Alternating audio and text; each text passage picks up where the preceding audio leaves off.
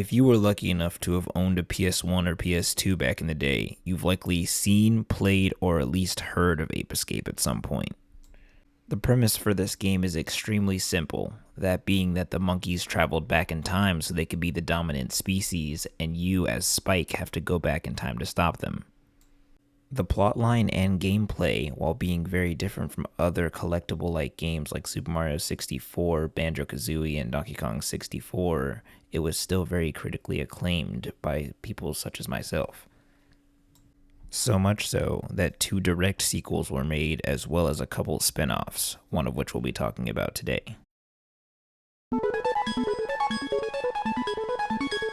Ape Escape Pumped and Primed is a game that changes the formula completely from that of a collectathon to more of an event-style battle royale. And no, this is nothing like Fortnite, thank the Lord. These events that you take part in consist of different objectives like racing to the finish, eliminating all the players, and collecting coins. And just like the game it's based off of, you use the gadgets from the original to help you achieve these goals. Most of the gadgets, except for the Time Net, Monkey Radar, and Magic Punch, make a return, functioning usually the exact same as they did before. However, this time around you can play as more than just Spike, and as such, all the gadgets look and function differently from character to character. The story mode for this game is short but sweet, having you participate in a tournament round format in which you focus on different gadgets and aspects of the game for each part. For every other round or section of this game, you will face a boss with the gadgets you have collected so far. And just like that, I've explained essentially this entire game. You do pick up different variants of certain gadgets along the way through means of gifts for doing well in these events, but other than that, that's about all this game has to offer, and I'm okay with that.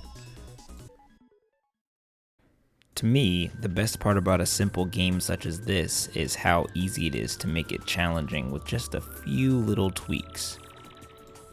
And in this case, by a few tweaks, I mean removing the use of every gadget in the game except for one. Alright, now that I've got all that scripted garbage out of the way, it's time to get on with the challenge and on to the fun, mostly.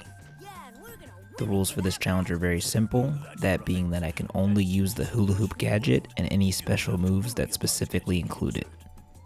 So now we can finally see if it is possible to beat Ape Escape Pumped and Primed with only the Hula-hoop. To start off this challenge, we do the most important thing first, which is giving my character a name, and I think that Hula Girl is a very sufficient name for this. Event number 1 of this game, aptly named First Round 1, starts off with Stun Club 1. Now, if you were able to look past all the different times I said 1 in that sentence, you'll notice I'm obviously not going to be using a Stun Club for this round, so how's that? And the answer is actually very simple, as once you beat the main story, you unlock the cheat menu, which can give you all gadgets as one of the cheats, allowing you to use all the gadgets in the game no matter what part. The game also gives you the cheat for hard mode, which does make the game significantly more difficult, and I do decide to put it on for this challenge. Trust me, I do regret it later, but I do not take it off. Since the rest of the video will have background footage that will show what I'm talking about, I think it's time to get into the special attacks, or, well, the one special attack we can use. Special attacks in this game are unique moves every character has that you can use once you fill up the gauge under your health bar.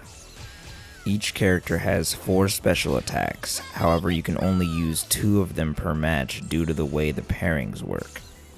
One of the 5 gadgets you have available to use is designated as a prime gadget for each character, and the way that works is that by pairing that gadget with any of the others, it creates a different special attack. To give an example, Cassie, the character that I played for the entirety of this challenge, has the Dragonfly as their designated gadget. So in this case, to create the different combinations, you would need to pair it with any of the other 4 remaining gadgets for those 4 specific special attacks. Now, because the challenge requires that we only use the Hula-hoop, we can only have that one combination or one special attack to choose from. That one attack we do have access to is called Gravity Control, and all it does is slow down the enemy's actions as well as increase the gravity if they're in the air. Alright, now we can discuss the gameplay of each level, excluding the ones that do not allow you to use the hula hoop. Stun Club 1, as you see in the background, is just a flat plane that spawns power-ups, and it's generally easy regardless of how you play it. The only issue I dealt with trying to clear this course is that because it's flat, you can get hit by a slingshot from anywhere on the map. Anyway, after about 2 minutes of ramming myself into the enemy, Natalie actually takes me out and I lose my first event. However, this doesn't really matter too much, as you'll see later. Next up is Dragonfly 1, which is our first coin collecting event. The goal of this one is to simply have more coins than your enemies when you reach the goal platform.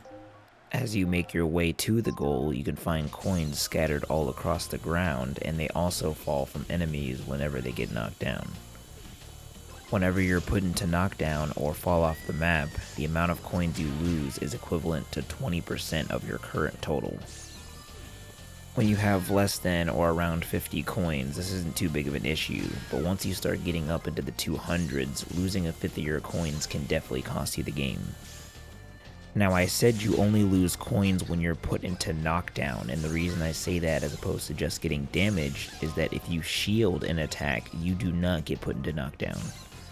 Shielding is a grounded action that allows you to remove all incoming knockback from normal attacks as well as reduce the damage taken. The main drawback to this is that if you get hit in your shield, there's quite a bit of delay before you can move again. This delay can be negligible if you're only facing 1 or 2 attacks, but if you're facing an entire barrage, you will start taking damage quite quickly. The big downside for me is that computer players, especially when set to hard difficulty, like to shield my hula hoop attacks, which keeps me from getting their coins. This means I have to get creative by either knocking them off the map, making them fall off the map with gravity control, or making them take damage with a power-up.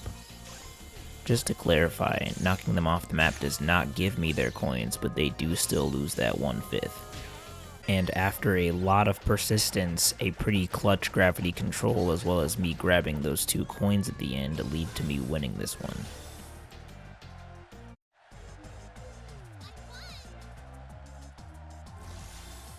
Slingshot 1 was a designated wake-up call for how the rest of this challenge was going to go, as the slingshot is basically the counter to the hula hoop. In fact, the only thing worse than a slingshot is a slingshot armed with missiles, as I get launched into the air whenever I get hit. Oh, and you're still vulnerable while you're like this, which leaves you completely open to combos like this one if the computer players decide to get nasty. Getting screwed over that bad within the first 30 seconds of the event made me seriously consider quitting out and starting over. However, the only reason I decided not to do this is that the earlier events like this one have a much lower clear threshold that allow you to beat it. So instead, I just decided to take my L like a man and move on.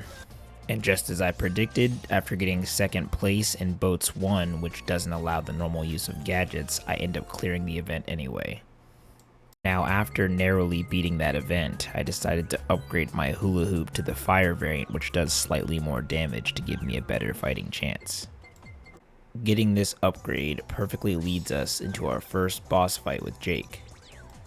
Now, seeing that he's the first boss of the game, you'd expect him to be pretty easy to defeat, and you'd normally be right. However, this challenge clearly isn't fighting him normally, and the hula hoop can lead to me getting contact damaged by his bike if I hit him in the front part of it. The good news is, this isn't that hard to avoid so long as I tailgate him like an angry Florida driver. Jake does have some attacks that make his entire bike hurt me whenever I get close to him, and as long as I avoid those, it shouldn't be too bad. If you haven't already noticed though, the hula hoop doesn't do that much damage to bosses, even with the fire version, so this is going to take a long time to finish this fight, but it will be finished.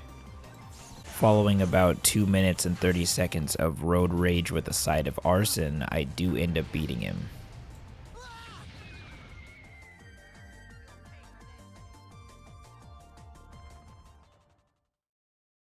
Now this boss may have been easy, but the later ones will be anything but that. Now back to the regular events, we have Hoops 1, which is the first time I get to use the hula hoop in its designated level, so that should be fun. I also took this time to remove the other 2 gadgets I can't use to make it look more aesthetically pleasing. Anyway, Hoops 1 works the same way as Dragonfly 1 does, in that it's a coin collecting event. The obvious difference is instead of an auto-scroller that has you collect coins along the way, the coins drop on top of you while you attack each other for them. There isn't really a whole lot to discuss here, except for the fact that the game spawns in a lot more fire power-ups that bypass the shield entirely. Unlike Dragonfly 1, I completely obliterate the computers here, and I have plenty of coins to spare. RC Cars 1 is another coin collecting level, and it's even more simple than the last one, having a much smaller play area. Since the computer players prefer going after the coins as opposed to attacking me, I can kinda just bully them the entire time until they release the shield button. That, and I can also get the coins from the slopes that usually require the RC car to get by using my hula hoop. With the exception of this small coin scare towards the end, I did end up beating them pretty handily. Both Water Mech 1 and Tank 1 don't allow you to use your normal gadgets, so it's safe to say that I cleared this event with no problems. The next event is Second Round 1, and it starts off with Stunt Club 2. Stunt Club 2 is noticeably different than Stunt Club 1 right off the bat, as there's some elevation going on here. I would say that I welcome this change, but it doesn't really last that long considering the moving platform starts at about 20 seconds. Stunt Club 2 does introduce some new power-ups like the invulnerability as well as the missiles that attack first place. Both of these are nice, but they're pretty niche compared to the Medpack power-up, which gives you health back if you grab it. When you consider that this is a game mode where the objective is to eliminate your opponents by dropping their health to 0, being able to get some of it back randomly throughout the match is kinda stupid. It's made even worse when you figure out that the computer's AI almost never goes for these medpacks on purpose and will only grab them on accident. This allows me to play basically however I want as long as I grab a medpack whenever I see one. Now these power-ups are completely busted, but I think they're warranted when you consider that the elevation of this final part changes multiple times while you play it. Since you are all but required to be on the ground to hit someone with the hula hoop, these changes in leveling puts a pretty big damper on my DPS. And it is for that reason that this took a whole 2 minutes and 22 seconds when if you did it normally it'd be about 1:20. Then we have Dragonfly 2, which is also better than Dragonfly 1 for a lot of reasons, but we can go ahead and start off with the fact that it's very easy to knock your opponents off the edge on this one. On the first Dragonfly, I got pretty annoyed when they shielded my attacks, but on this one I actually love when they do it because it makes them even more susceptible to falling off. Dragonfly 2 also has way more platforming, which makes gravity control that much more deadly. After multiple assisted suicide attempts by me, they finally all died, and I didn't even have to worry about collecting coins anymore. Is it just me, or is winning by default way more fun than winning legitimately? No, probably just me, but I'll take it. And the theme continues, as Slingshot 2 is definitely better than Slingshot 1, as it adds more power-ups and elevations so I don't get hit at every single turn. The best part about this map, though, is how easy it is to fall off of it, as the game adds in buttons that you can shoot that cause certain colors to fall down, and it's also just easy to fall off in general. Just like Dragonfly 2 taught us, it's a lot easier to make the computers take damage from causing them to fall off the edge than hitting them repeatedly, and so I'm going to be doing that a lot. With the help of an overabundance of special attack power-ups, I was able to beat this, but it did take quite a bit of work and I cut it kinda close. Anywho, blah blah blah, Boats 2 still doesn't use normal gadgets, so guess what, I cleared this one. It's now time for the second boss of the game, the first Spectre fight, and actually he's even easier than the first Jake fight was, so yeah, I don't think there's a whole lot to say here. I mean, you can attack him the entire fight except for very specific portions. He's not affected by gravity control though, as every other boss is except for like one, but he was super simple to beat, so there you go. We jump right into second round 2 with Hoops 2, and we're immediately greeted with a map that makes it even easier for you to fall off. We know how this one goes. It makes it way easier for me to win when it's like that, so it's no surprise that I took this down without much effort. It was around this time that I started thinking that maybe this challenge was too easy, like maybe I needed to do something to make it more difficult, but the very next stage will show that this challenge still has plenty of fight left in it, so we continue on. RC Cars 2 arrived, and I immediately recognized that I was going to have quite a bit of trouble with this one because of the mechanics of the map. RC Car 2 is different than RC Car 1 in that it wants you to blow up your car instead of driving it around, which blows up the floor below you and spews out coins everywhere. Now, if I had an RC car of my own, I could gather coins from the safe haven of my starting platform. However, since I don't, I have to navigate this dangerous floor that can disappear at any second, dropping me into the abyss and taking damage and losing coins. After playing this for about 20 seconds, I already knew there was no way I could be first in this event. Heck, I actually ended up getting last because the gravity control doesn't even affect the RC cars, just the players that use them. I essentially get lucky that the amount of points needed to clear this event is still not that high, and I can afford to come in last at least once here. Speaking of which, I end up beating both Tank 2 and Water Mech 2 just to barely squeak out this victory here. I didn't realize it was going to be that close, but I'll take it. We've now made it to the first round of the semifinals, where the amount of points needed to clear this event continued to go up, but the first event is just a Battle Royale style. It might as well be called Stun Club, and it's even easier than all of them because it gives me med packs and it allows me to be close to an edge. I decided to make a saying at this point because of how often I'm pushing these people, but if we're close to a ledge, you're going off the edge. It's quite simple, but man, it's effective. And man, I know I love abusing the frick out of these, but this map spawns in way too many med packs. I finished it with full health, and don't think I didn't take that much damage. I took plenty, but finishing it with full health because of all the med packs that the game spawned in is kinda terrible. Semifinals Course A is up, and it plays essentially the exact same as all the Dragonfly courses.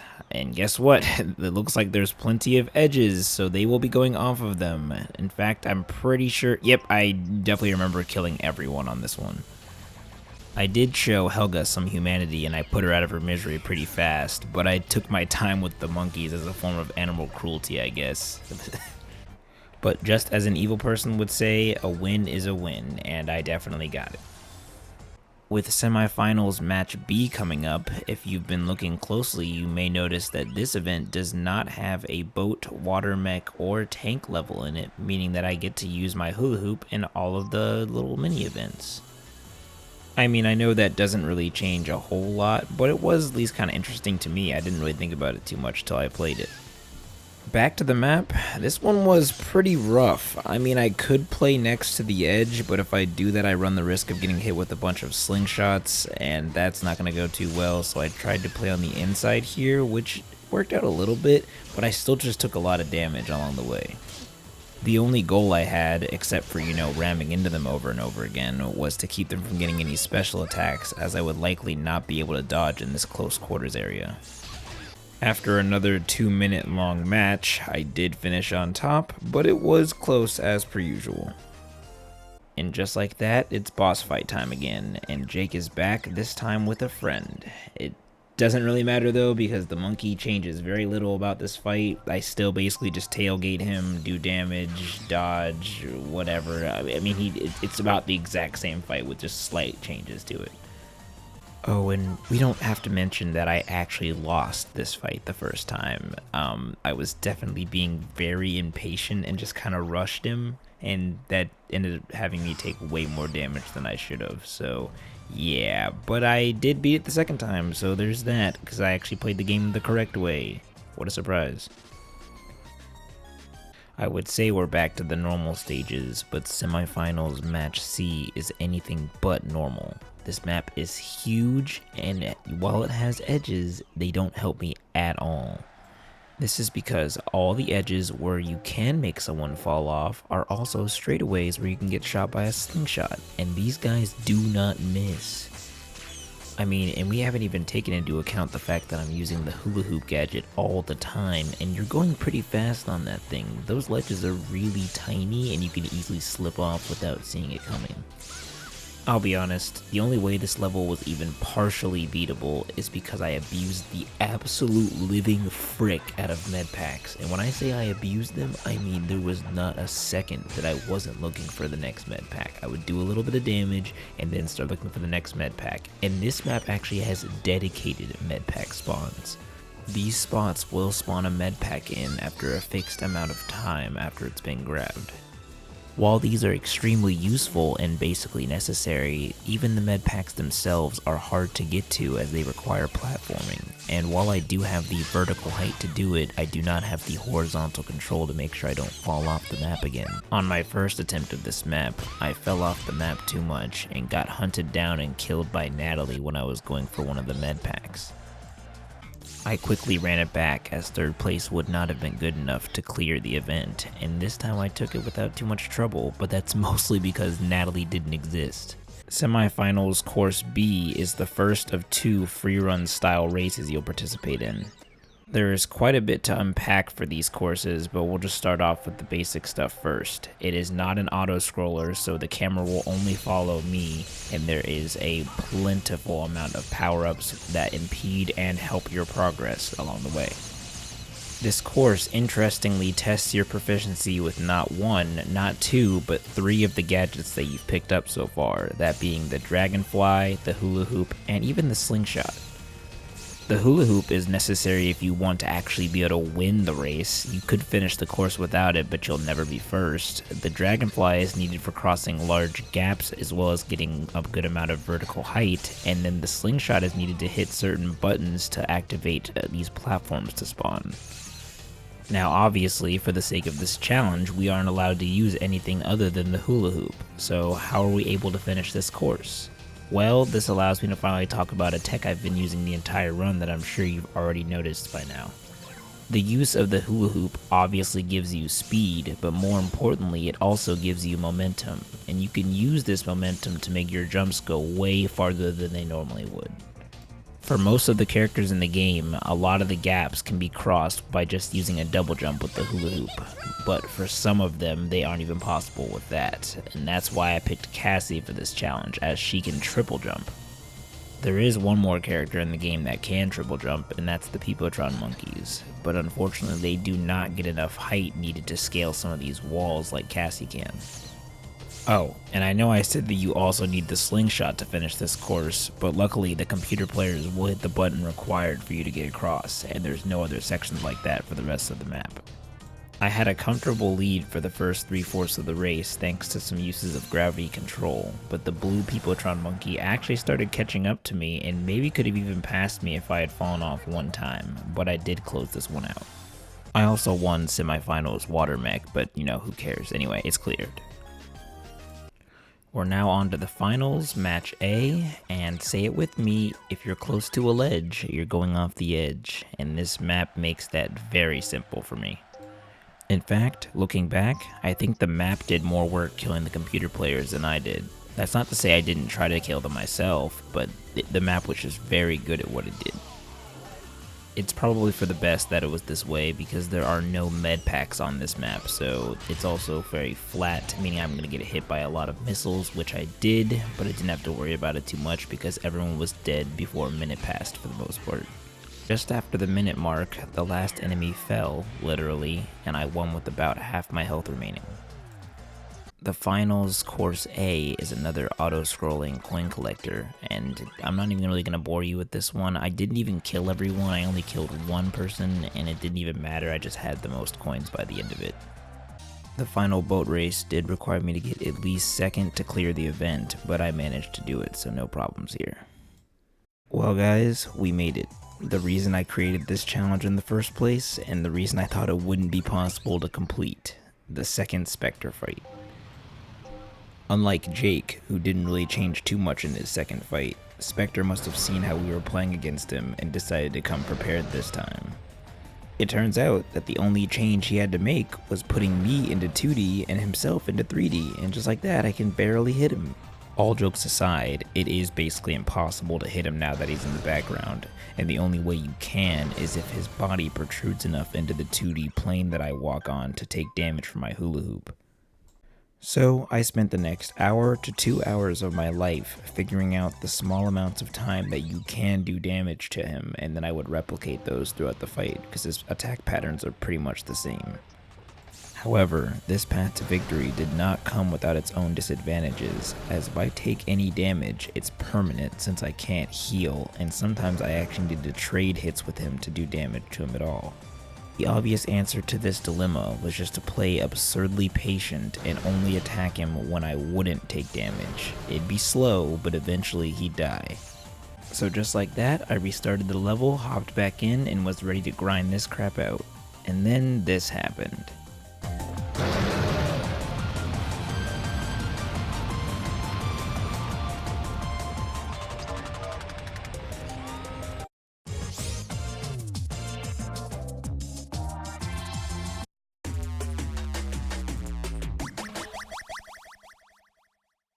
That's right, this boss had a timeout feature, meaning if you passed that 16 minute and 39 second mark, the fight would end and you'd lose. Now trust me, when this happened, I wanted to scream, and then I realized that 99% of the player base that's playing this level would have either died on their own causes or would have beaten the boss by now, so I can't really fault the developers for adding this in. Now, full transparency, I had been using save states in that last attempt to better learn his patterns and get some more damage in when I could, but I wasn't doing it a lot. I tried to reload one of these save states to see if it was possible to salvage this run, but there was just too much health to deal with. Like Thanos, that time up was inevitable, so I was going to have to start over from square one, and I knew it was going to take me at least 30 minutes when you include those save states to beat this guy. But I was ready for it. It was at this point where I realized I would have to save state after every single attack he did to see if there was any way I could deal more damage or take less damage myself. This experience could be explained in a lot of different ways, but none of them would include the word fun, but I did get it done. After about 11 minutes of in-game time and a lot more of that of real-life time, I did end up beating him with barely any health remaining after I traded his punch attack. When I finished this fight, the only thing I felt was relief, and I hoped that none of my other challenges would make this boss the main villain. Hopefully this is not foreshadowing of any kind. We happily get to move to the second and last round of the finals, starting off with Match B. The only nice way to describe this map is expansive, but the mean way to describe it would be way too freaking big. At least it has edges, but other than that, it's really annoying to find these computer players and fight them on this weird ass terrain. Luckily enough, the map did have 1 or 2 designated med pack spawns, so even though this took forever, I think the longest of all the normal matches, I did end up beating them.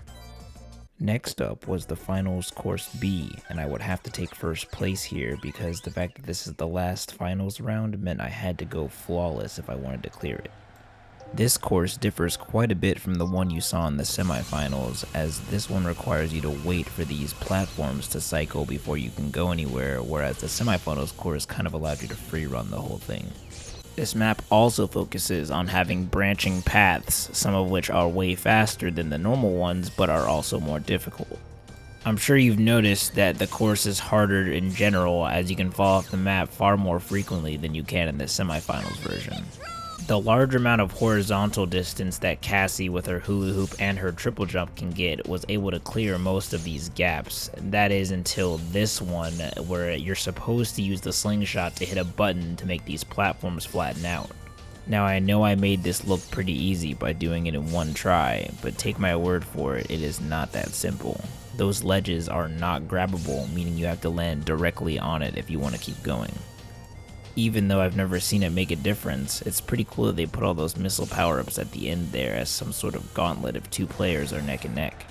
Got first place on the tank part as well, and that means I've cleared all of the tournament sections of this challenge. Now it's time to move on to the back half, which isn't nearly as fun, but does still have some challenging parts. We start this back part off with Mega Break 1, and it immediately shows that this is going to be a lot different than the tournament style we've been used to. There's no longer any points required to clear the event, rather you just have to defeat all the enemies or get to the end of the course to beat it. A lot of these events only have you fight one or two clone versions of normal characters in the game, and they can't even use special attacks, so I'm not going to spend too much time talking about them because they're almost always going to be too easy to beat. The only other form of opposition, if you can even call it that, is the plethora of random ass enemies that spawn alongside these clones sporadically. These enemies barely do any damage to you, they usually die in one hit, and most of them are melee attackers, meaning you can just ignore them if you don't really want to fight them. They are useful for building up your special attack gauge though, since they don't have any immunity frames, you can hit them back to back to back and build it up quickly. I end up doing this through multiple parts of this challenge, but I usually just decide to ignore them. Anyway, the monkey clone goes down and I clear my first event, if you even want to call it that. I'm going to start speedrunning through these really quickly, so don't think I'm going to be spending a lot of time here. Mega Break 2 is just a remake of the semifinals course, but instead of coin spawns, we get enemy spawns. However, the game does still spawn in plenty of med packs, so you'd have to be trying to die to mess up here. Moving on. Mega Break 3 is another Battle Royale style, but it doesn't really matter since there's only one clone. It is a clone of Natalie, which would be a problem if there were multiple of them, but since there's only one, you can just kind of steamroll it. Mega Break 4 is the hardest level so far, featuring two clone characters this time, and they only attack you, but it's a water mech level, so it doesn't even matter for this challenge. Moving on. Finally, something interesting. Next up is the Peopletron boss fight, where you fight the stronger, roided, and methed out versions of the normal Peopletron monkeys that you can play.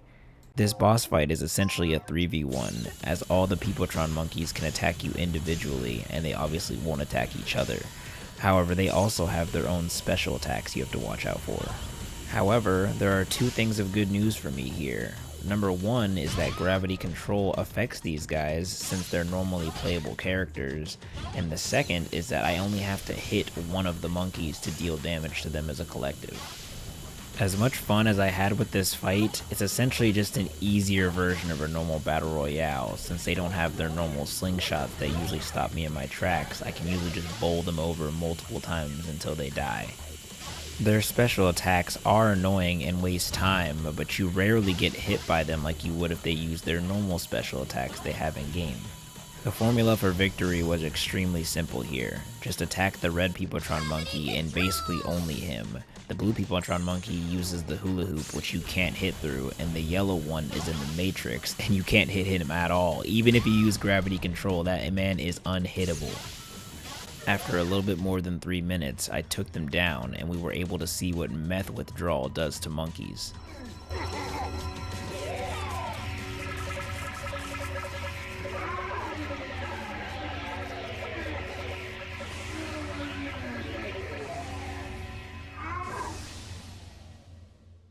Damn, if that's what it looks like when you're coming off the drugs, I wonder how it is getting onto them.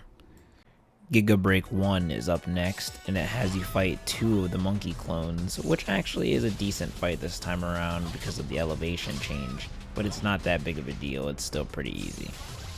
Again, if these clones had the special attacks that the non-clone versions had, they'd be a lot more difficult to beat because they could use their special attacks to combo the frick out of you. However, the developers must have thought that'd be too hard, or they just didn't think of it, which it's probably the first one. Giga Break 2 is a remake of the semifinals freerun course this time, and I thought it was going to be a breeze. However, I forgot one small detail. Earlier, I talked about how you needed a slingshot to beat this level so you can hit the buttons here. Now last time I had the computer players do it for me, but this time they clearly aren't here, and you can't make this jump even with a full-length triple jump. When I played this, I genuinely thought the challenge was going to end right here and that I'd have this big ass L on my forehead thinking this was going to be easily possible. But, as you may have already noticed me doing in the background, I started jumping around and I saw that those projectile enemies do shoot what look like little slingshot balls. And so I was wondering if maybe I could get one of them to shoot the button for me by jumping at a specific time. After being stuck here for a couple minutes, I did begin to lose hope. But, after a little bit of preparation and timing, I eventually got them to hit the button for me, and just like that, the rest of the course was open. This was the only hurdle here, and the rest of the course played exactly the same as it did back in the semifinals, so I beat it without any trouble. Giga Break 3 is the same as semifinals match C, and it's just as annoying as before, only now there are only 2 opponents.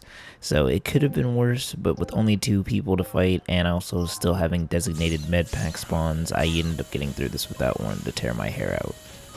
Oh yeah, this event took more than 5 minutes to complete, and out of all the Battle Royale events in this challenge, this one was by far the longest for me. Giga Break 4 is just an extremely annoying tank level, and I mean extremely annoying because having 2 computer players target the frick out of you in this mode is not very fun. I know it doesn't really mean anything for this challenge, but this took me a while to beat, and I ended up choosing save states to beat it because I didn't want to be sitting here when I wasn't actually doing anything meaningful. My rant aside, now we're fighting Black Jake. Yeah, that's right, Black Jake. I don't know why the game decided to call him this, but this is who we're fighting, I guess. It's no longer normal Jake anymore. Oh, wait, but now the game calls him Dark Jake? Yeah, I don't know if the game can't figure out if he's a YN on a motorcycle or if he just has some blackface on. I'm not quite sure. Also, just so you know, I am black. I don't think it actually matters here, but just thought I'd say that. Also, what you're seeing in the background is me being immediately humbled by my first attempt at this guy. As it appears, Black Jake has invested in the black market and gotten some nitrous for his exhaust, and now it spews flames that'll burn me if I try to tailgate him again. If you recall, this is how I've been damaging Jake up to this point consistently, so now that he has this, I have to find out a way to hurt him without hurting myself too much, cause clearly he'll tank more hits than I can. Unfortunately, the only solution to this problem was the answer no one wants to hear when they're playing a game. Get good. That was the only way I could beat this. I had to get good at hitting him from the side, and only the side, because remember, if you hit him at the front, he runs you over and you take damage that way. Granted, it is less than getting hit by the fire, but it still is damage I can't take. Now, if this was all I had to worry about, I wouldn't consider Dark Jake a roadblock, more like a tough enemy. But the problem is, one of his attacks is extremely hard to dodge when you don't have the Dragonfly gadget. Yes, I can physically dodge it with my jumps, as you'll see in the background here, but it's really hard to time it properly. If I mistime one jump, I'm getting hit at least once, and that stuff does a lot of damage. Luckily, following this attack, he does this blast off animation in which you can hit him for free for a little bit, and I actually end up pausing here because I just figured that out, and I decided to restart to see if I can do better. Now, just a heads up, I do use save states to restart the fight, but I do not use them during the fight, so I don't get any sort of advantage. It just makes it so I don't have to take as long to start over. And man, looking back, I am very happy I decided to do this, as I would have wasted a lot of time having to restart over and over again. After about 20 minutes of non-stop play, I was getting pretty good at hitting it from the side, but I was still taking damage every now and again, and it was adding up. Things got pretty tense, as we were both at our wits' end, and one hit from either one of us would take each other out, and I decided to go for the Hail Mary bash, and it worked out. Despite how long it took to beat it, this was actually my favorite boss fight so far, as it required straight up skill and didn't involve janky hitboxes of any kind. Terror Break 1 is just Hoops 2, and it's just as easy as Hoops 2, because just like that level I can knock these guys off the edge and use that to my advantage multiple times. It was at this point that I was starting to get quite bored of these copy-paste levels, but there were plenty more where those came from before the end of this challenge. Terror Break 2 brings back the coin collecting finals course A, however there obviously aren't any coins here like the other one, and it's all about getting to the end without dying. Again, it's really easy. The only thing I'll say is at least they did change some things to the normal map and the ending is completely different, so there's that. But again, there's no real worry of dying, so I don't see the stakes here. Alright, Terror Break 3, otherwise known as if you're close to the ledge, you're going off the edge. What a surprise. Alright, anyway, moving on. Again, because I can't keep on talking about the same stages. There's nothing new to add to these. It's just the same thing except I'm fighting clones. I'm going insane. Oh yeah, I recognized that Terror Break 4 is just a water mech level, so I went ahead and skipped it entirely and went straight to Spectre. Just like Jake, Spectre also decides to become black, but unlike Jake, he didn't learn the hood ways and doesn't have the fire surrounding him, so he's just attackable the entire fight, which makes this really easy.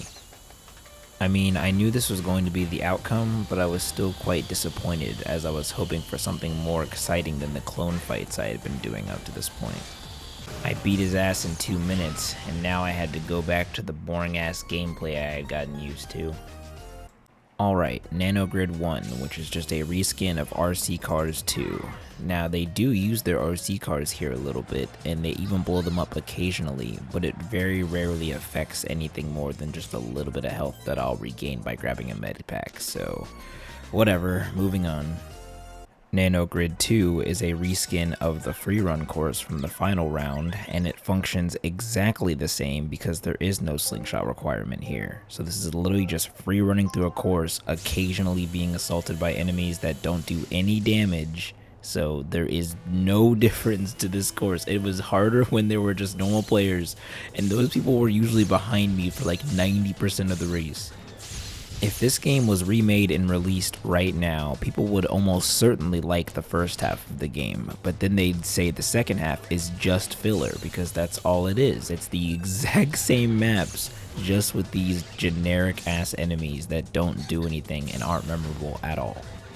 In other news, I decided to suck on these platforms this time around, and the game said I sucked so much that it just teleported me to the next section to get it over with quicker.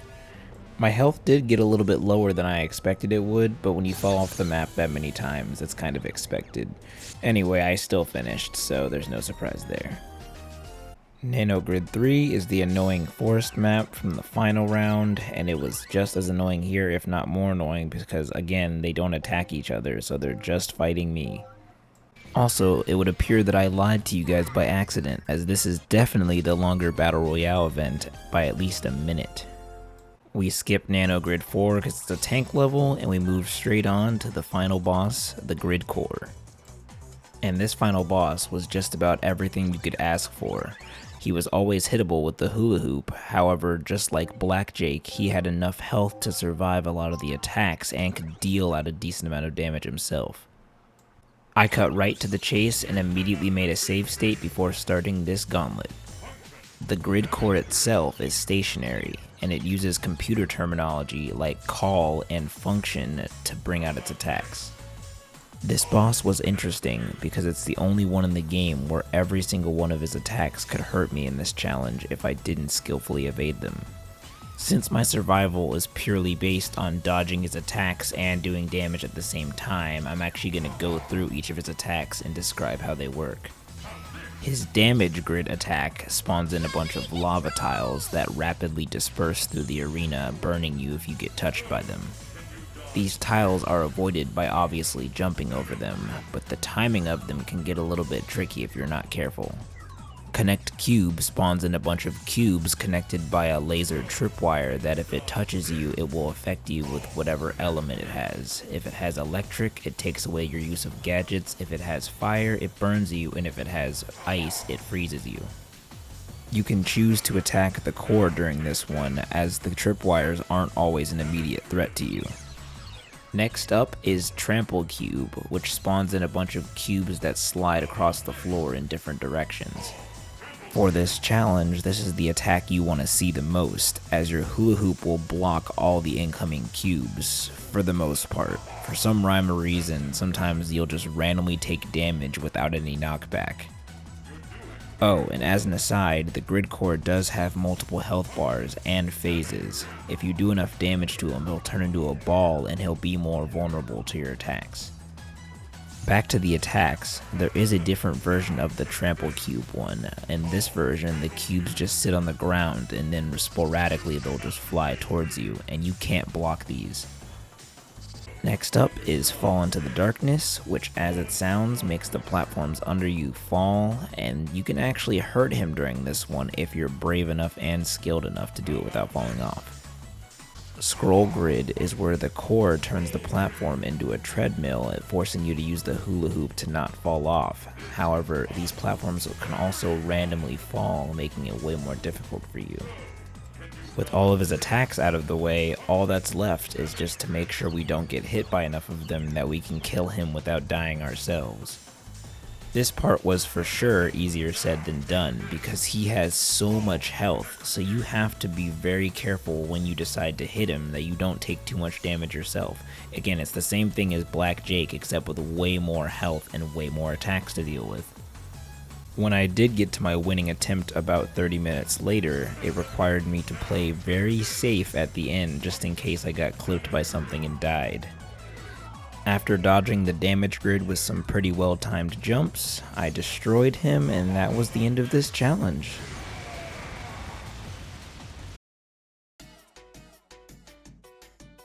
And with that, it's pretty obvious that you can beat Ape Escape Pumped and Primed with only the hula hoop. However, I'm not sure if you can beat it without save states. You can thank Spectre 2 for that one. This challenge did test my patience a couple times, but overall I think it was quite fun to do, and I'm definitely down to do more Ape Escape Pumped and Primed challenges in the future. I'm just not excited about doing the second half of the game, and I would skip it entirely if it didn't have bosses and very specific levels that actually were problematic. I hope with this video I was able to show this game to just a couple more people so that they can see what Battle Royale used to be and how much better it was than what it is now.